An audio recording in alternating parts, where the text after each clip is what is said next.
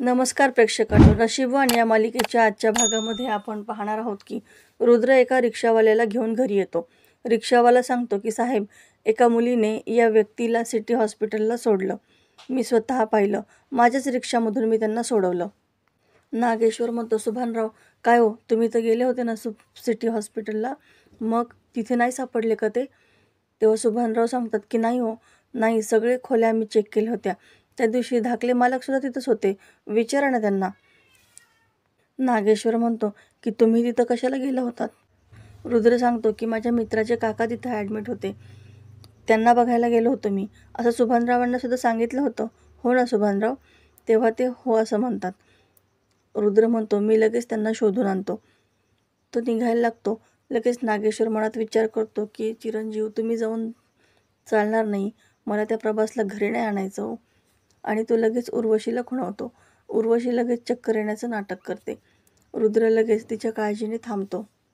नागेश्वर म्हणतो, चिरंजीव, तुम्ही इथेच थांबा, मी आणि सुभानराव बघून येतो आणि त्या प्रभासला घरी घेऊनच येतो.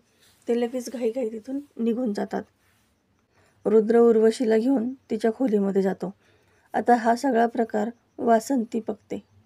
इकडे गिरिजा तिचं काम करत असतानाच पोतराज तिथं येतो. गिरिजा त्याला दान देते. तो पोतराज सांगतो की तुझ्या नशिबाचं दार आता उघडणार आहे.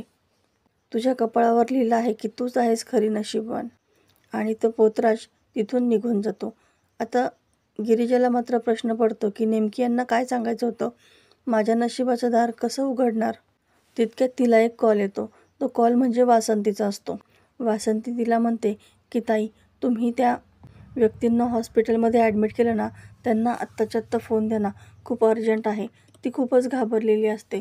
तेव्हा गिरिजा म्हणते, हो, पण मी आत्ता हॉस्पिटलमध्ये नाही हो. वासंती सांगते, तुम्ही लवकरात लवकर हॉस्पिटलला जा, त्यांच्या जीवाला धोका आहे. खरं तर त्यांच्याच नाही, तुमच्यासुद्धा जीवाला धोका आहे. तुम्ही प्लीज लगेच हॉस्पिटलला जा. आणि ती फोन कट करते. गिरिजा तडक हॉस्पिटलला जायला निघते. हॉस्पिटलमध्ये आल्यानंतर ती घाईघाईनेच प्रभासला विचारते की काका, तुम्ही कोण आहात आणि त्या मंदिराच्या तिथं तुम्ही का बरं सापडले होतात? प्रभास तिला काही उत्तर देत नाही. गिरिजा सांगते, अहो, ते ताईंचा फोन आला होता, त्या दिवशी तुम्ही त्यांना फोन केला होता ना, त्या म्हणत होत्या की तुमच्या जीवन मरणाचा प्रश्न आहे, काय झालं आहे मला जरा कळेल का?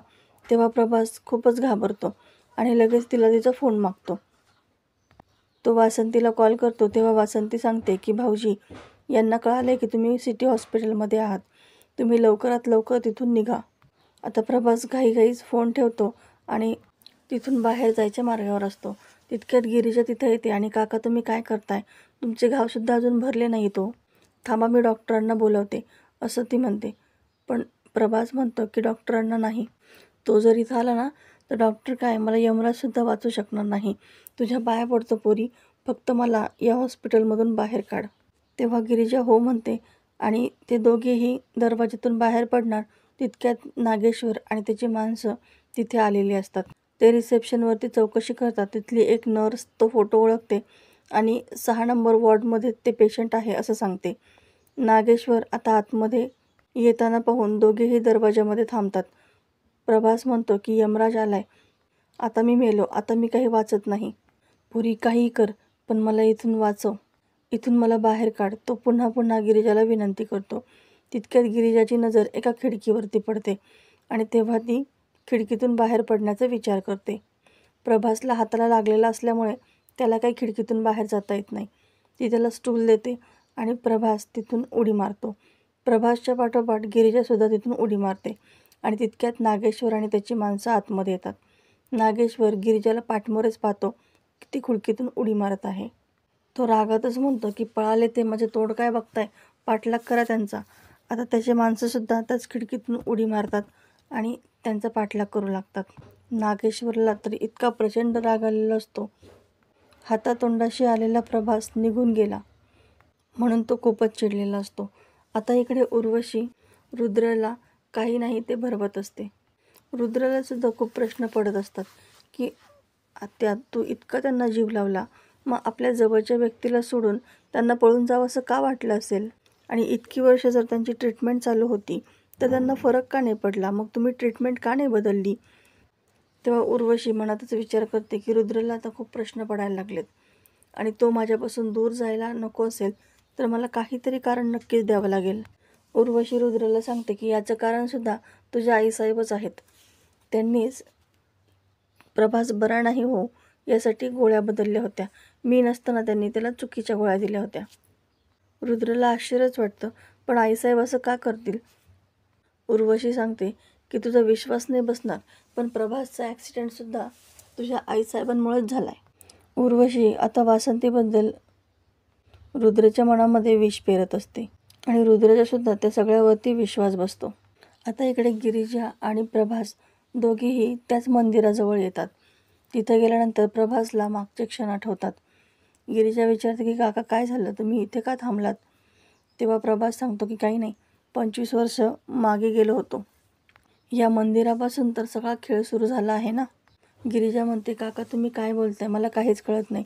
तुम्ही सांगा ना, ते माणसं कोण आहेत आणि कोण तुम्हाला मारायचा प्रयत्न करत आहे? तेव्हा प्रभास म्हणतो हो सांगतो, सगळं सांगतो. तो काही सांगायला जाणार तितक्यात त्याला ते गुंड येताना दिसतात. तो पुन्हा गिरिजाला घेऊन मंदिराच्या पाठीमागे लपतो. तो गिरिजाला म्हणतो की सांगायला आता एवढा वेळ नाही आहे, जिवंत वाचलो तर नक्की सांगेल. अगोदर मला अशा एखाद्या ठिकाणी ठेव की जिथे मला कोणीही शोधू शकणार नाही. गिरिजा म्हणते ठीक आहे, तुम्ही चला माझ्यासोबत.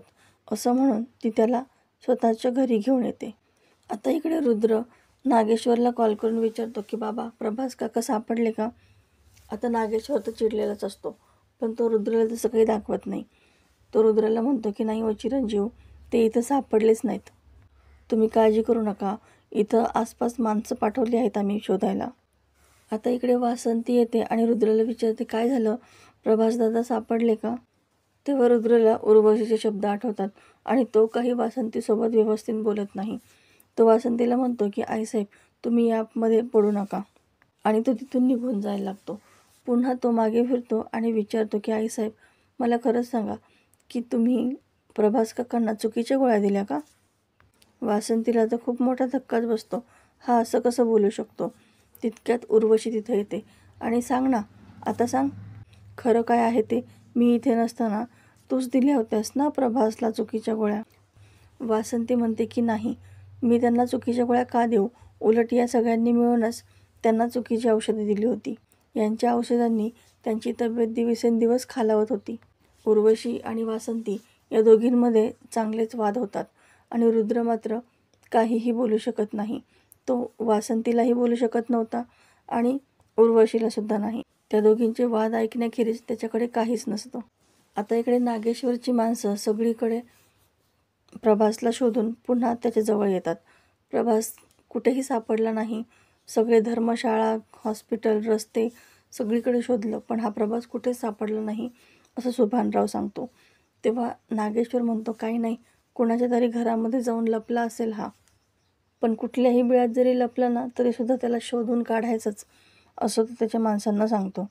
आता इकडे गिरिजा प्रभासला घेऊन तिच्या घरी येते. त्याला धीर देते की काका तुम्ही माझ्याच घरी आहात, त्याच्यामुळे तुम्ही सेफ आहात, तुम्ही काळजी करू नका. तर प्रेक्षकांनो येणारा भाग अतिशय जबरदस्त आपल्याला पाहायला मिळणार आहे. गिरिजा प्रभासला घरी घेऊन येते आणि त्याच वेळेस दत्तूसुद्धा घरी येतो. प्रभास लगेच दत्तूला ओळखतो आणि दत्तू देखील प्रभासला ओळखतो. दोघंही एकमेकांना ओळखतात.